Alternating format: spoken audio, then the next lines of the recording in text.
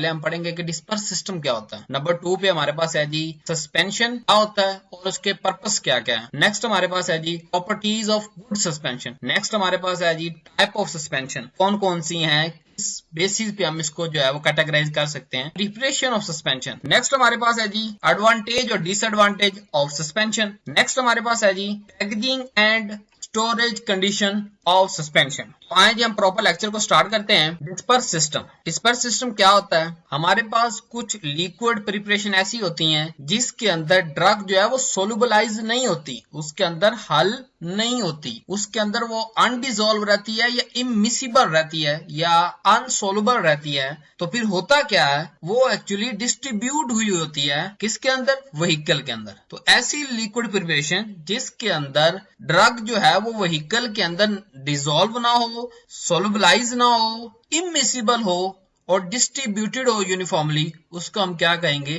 Purse system कहेंगे। इसमें हमारे पास कौन कौन सी चीजें होते हैं? सबसे पहले हमारे पास होता है जी वो सब्सटेंस जो डिस्ट्रीब्यूट हुआ है, उसे हम कहते हैं डिस्पर्स फेज। उसके अंदर तमाम तरह के हमारे जो है वो सॉलिड पार्टिकल्स आ जाएंगे।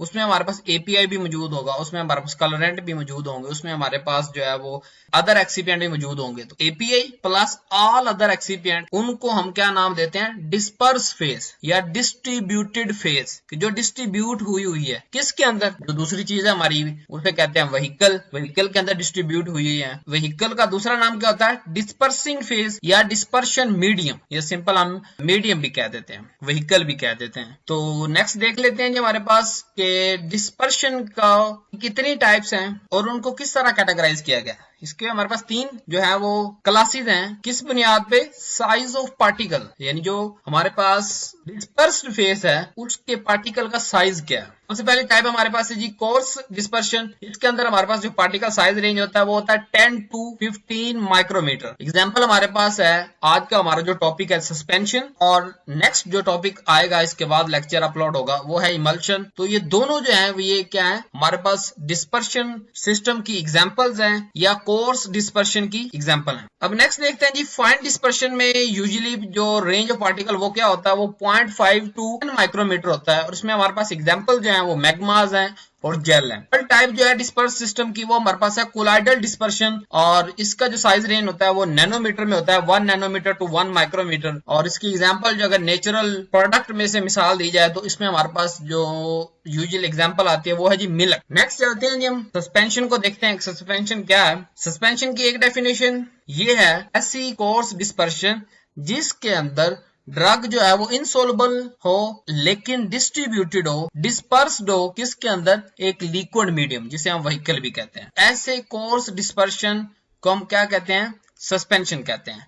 लेकिन साथ में इसकी एक कंडीशन है पार्टिकल साइज की, तो हमें डिफरेंट रेफरेंस से डिफरेंट जो है वो साइज रेंज मिलता है। नियर अबाउट और कैलकुलेट किया जाए तो ये जो 2-3 साइज मैं आपको पढ़ाने जा रहा हूँ ये राउंड अबाउट नजदीक ही हैं, यानी सारे कोर्स डिस्पर्शन की रेंज में आते। पहले हमारे पास है जी फॉल बिटवीन 10 to 15 माइक्रोमीटर। दूसरी रेंज जो मिलती है हमारी ग्रेटर देन 500 नैनोमीटर। नेक्स्ट हमारे पास ग्रेटर देन 0.1 माइक्रोमीटर। इनमें से कोई एक रेंज हो पार्टिकल साइज की और वो इनसोलबल ड्रग हो और वो डिस्पर्स हो किसी भी लिक्विड मीडियम के अंदर, तो ऐसे कोर्स डिस्पर्शन को हम सस्पेंशन कहेंगे। आए हम देख लेते हैं सस्पेंशन को, एक और डेफिनेशन देख लेते हैं। Preparation containing the finely divided drug particle, we called it as suspenoid, which are distributed somewhat uniformly throughout a vehicle। हमारे पास एक सॉलिड ड्रग पार्टिकल है जो जिसे हम सस्पेनॉइड का नाम दे देते हैं और वो डिस्ट्रीब्यूट होता है यूनिफॉर्मली किसके अंदर? व्हीकल के अंदर। कौन से व्हीकल के अंदर? जिसमें उस ड्रग की जो है वो सोलबिलिटी वो मिनिमम होती है। आए इसकी एक और डेफिनेशन देख लेते हैं। कॉम्बिनेशन है जी हमारे पास किस चीज का?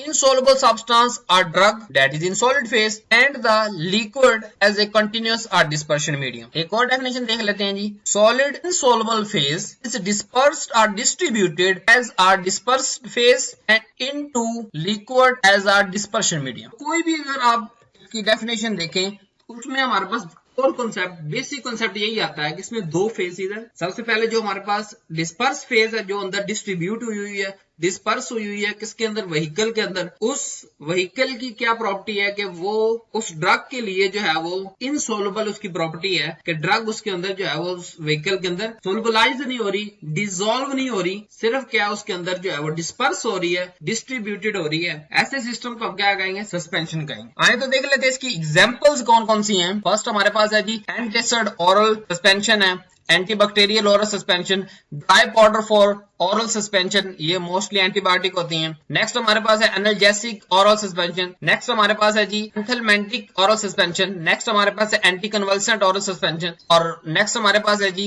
Anti fungal oral suspension. तो आपने देख लिया होगा कि एक लार्ज रेंज है इसमें सस्पेंशन में, जो उसके यूज की बुनियाद पे इसकी एग्जांपल्स आपके सामने रखी कि सस्पेंशन का जो यूज है वो बहुत ज्यादा है, यानी कि जो हमारे पास डिफरेंट एक्टिव एजेंट हैं उनकी जो है वो हम सस्पेंशन बना सकते हैं, तो इसीलिए इसको पढ़ना बहुत ही अहम है। नेक्स्ट हमारे पास सब हेडिंग थी जी properties of good suspension. Suspension तो हमने पढ़ लिया क्या होता है, अब गुड सस्पेंशन को पढ़ते हैं कि फार्मास्यूटिकल पॉइंट ऑफ व्यू के हवाले से कौन कौन सी प्रॉपर्टीज उसमें हो तो उसको हम गुड सस्पेंशन कहेंगे, यानी उस फॉर्मुलेशन जिसके अंदर जिस एपीआई या एक्टिव एजेंट की सस्पेंशन फॉर्म में ये प्रॉपर्टीज होंगी तो उसके लिए हम जो डोजेज फॉर्म सस्पेंशन ही चूज करेंगे। आइए देखते हैं। फर्स्ट प्रॉपर्टी हमारे पास है जी जो हमारे पास डिस्पर्स फेज है, सॉलिड फॉर्म में जो हमारे पास पार्टिकल मौजूद होते हैं उनका जो साइज है इस तरह सेट करना है कि वो बहुत जल्दी सेटल ना हो। मैं ये नहीं कह रहा कि वो सेटल ना हो, सेडिमेंटेशन सस्पेंशन के अंदर होनी है लेकिन बहुत जल्दी सेडिमेंटेशन नहीं होनी चाहिए। इसके लिए हम क्या करेंगे, उसका जो पार्टिकल साइज होगा डिस्पर्स फेज का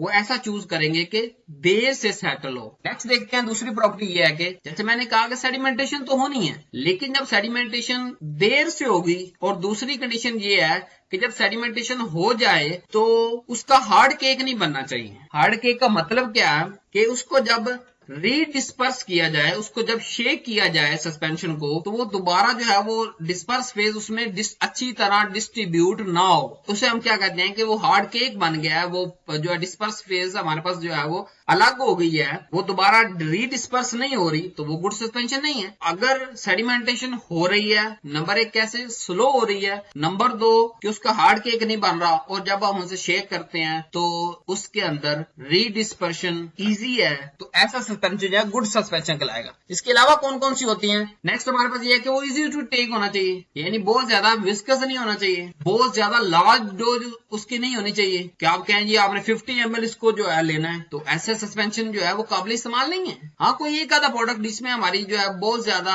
फार्मास्यूटिकल पॉइंट ऑफ व्यू की वजह से जो है मजबूरी है कि हमें बहुत ज्यादा व्हीकल ऐड करना पड़ रहा है, एक आधी एक्सेप्शन हो सकती है, लेकिन जो मोस्ट ऑफ सस्पेंशन है वो इजी टू इनटेक होने चाहिए कि उसका वॉल्यूम कम होना चाहिए। उनका जो है वो जैसे नॉर्मली हमारे पास आमतौर पे 5 ml जो है वो नॉर्मल डोज होती है कि 5 ml के अंदर जो आपके रिक्वायर्ड डिस्पर्स फेज है वो चली जानी चाहिए, हो जानी चाहिए। नेक्स्ट हमारे पास ये कि प्लेजेंट टेस्ट होना चाहिए, और इसके अंदर जो है वो माइक्रोबियल अटैक से जो है वो रजिस्टर्स होने चाहिए। ये नहीं कि आपने सस्पेंशन रखा और वो 2 मंथ या 3 मंथ के बाद जो है उसके अंदर माइक्रोबियल ग्रोथ शो होगी, तो ऐसा सस्पेंशन जो है वो गुड सस्पेंशन नहीं होता जिसके अंदर माइक्रोबियल ग्रोथ हो जाए। नेक्स्ट ये है कि विस्कस नहीं होना चाहिए। नेक्स्ट हमारे पास ये है कि जो पार्टिकल साइज है सस्पेंशन के, जिसे हम सस्पेनॉइड कहते हैं, उनका जो साइज है वो फेयरली कांस्टेंट होना चाहिए। इसका मतलब क्या है कि थोड़ा बहुत तो इंक्रीज होगा साइज, फ्लोक्यूल्स बनेंगे। फ्लोक्यूल्स का कंसेप्ट हम आगे चल के पढ़ते हैं, थोड़े बहुत फ्लोक्यूल्स तो बनेंगे, हमारी स्टेबिलिटी के लिए आसान है, यानी होना चाहिए ऐसा, लेकिन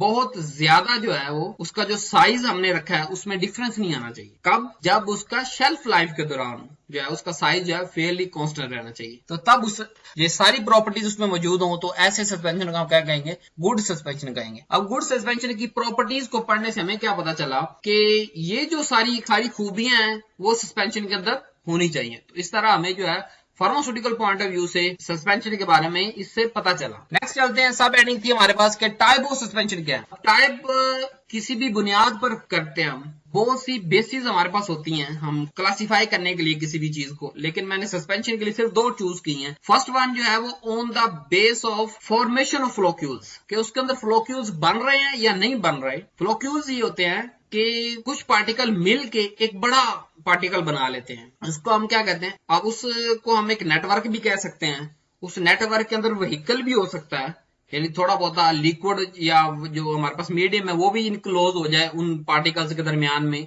उसको हम क्या कहते हैं, फ्लोक्यूल कहते हैं। एक नेटवर्क बन जाता है हमारे पास। अब उसकी बेस पे या तो फ्लोक्यूल वाला सस्पेंशन होगा या नहीं होगा। तो दो एग्जांपल्स हमारे पास इसमें, फ्लोकुलेटरी सस्पेंशन जिसमें फ्लोक्यूल्स बनने हैं और डीफ्लोकुलेटरी सस्पेंशन जिसमें फ्लोक्यूल्स नहीं होंगे। अब दूसरा जो मैंने लिया on the basis of method of preparation, बनाने के एतबार से उसको हम कैसे कैटेगराइज कर सकते हैं। इसमें भी हमारे पास दो टाइप है, एक है एक्सटेम्पोरेनियस और दूसरी हमारे पास है रिकॉन्स्टिट्यूटेड सस्पेंशन या dry powder for oral use suspension. इन चारों जो टाइप्स हैं यानी फ्लोकुलेटेड, डीफ्लोकुलेटेड, एक्सटेम्पोरेनियस और रिकॉन्स्टिट्यूटेड सस्पेंशन, इन सबको हम अभी डिटेल से पढ़ते हैं। सबसे पहले इसका एडवांटेज ये है कि इससे केमिकल स्टेबिलिटी जो है वो इंक्रीज हो जाती है कुछ ड्रग की as compare to solution dosage form. जैसे हमारे पास है प्रोकेन या पेंसिलिन। और बास ड्रग ऐसी हैं जिनका जो बायो अवेलेबिलिटी का जो रेट है वो बहुत ज्यादा हाई हो जाता है सस्पेंशन के अंदर as compare to other dosage form, तो उसमें हम सस्पेंशन बनाते हैं। वो कैसे कैसे इसका रैंक होता है, सबसे पहले जो है वो बायो अवेलेबिलिटी सोल्यूशन में होती है, उसके बाद सस्पेंशन में, फिर कैप्सूल, फिर टैबलेट, फिर कोटेड टैबलेट। अब क्या हुआ कि ये टैबलेट और कैप्सूल से इसका रेट ऑफ बायोबिलिटी ज्यादा है, तो अगर रेट ऑफ बायोबिलिटी हमें ज्यादा चाहिए तो हम उसकी टैबलेट या कैप्सूल नहीं बनाएंगे बल्कि सस्पेंशन बनाएंगे। नेक्स्ट, इसके जरिए हम जो है वो ड्यूरेशन और ऑनसेट ऑफ एक्शन जो है वो भी कंट्रोल कर सकते हैं सस्पेंशन के थ्रू। जैसे protamine, zinc, insulin suspension unpleasant taste को भी मास्क करता है जैसे क्लोरोफेनिकोल के अंदर। डिसएडवांटेज कौन कौन से हैं, फिजिकल स्टेबिलिटी जो है उसको मेंटेन करना, जैसे हमें आज के टॉपिक में भी अच्छा खासा टाइम लगा इसको डिस्कस करने में, तो ये इसका एक डिसएडवांटेज है कि इसकी स्टेबिलिटी इतनी ज्यादा नहीं है, इसमें सेडिमेंटेशन एक प्रॉब्लम है, कंपैक्ट यानी केक बनना इसमें एक प्रॉब्लम है। दूसरा डिसएडवांटेज ये है कि इसमें एक सफिशिएंट केयर चाहिए हैंडलिंग और ट्रांसपोर्ट के दौरान, बनाना भी इसे मुश्किल है। और सस्पेंशन जो है वो अगर इसकी यूजुअल जो है वो यूनिफॉर्म या एक्यूरेट डोज जो है वो अचीव नहीं की जा सकती, कब तक, जब तक हम इसका यूनिट डोजेज फॉर्म ना बनाए, यानी सिंगल डोज की पैकिंग अगर बनाए तो फिर तो ठीक है, फिर उसको हम इजीली मिक्स करके जो है यूज कर सकते हैं। लेकिन मोस्ट ऑफ केसेस में अगर हम बल्क में से बना के पेशेंट को दे रहे हैं तो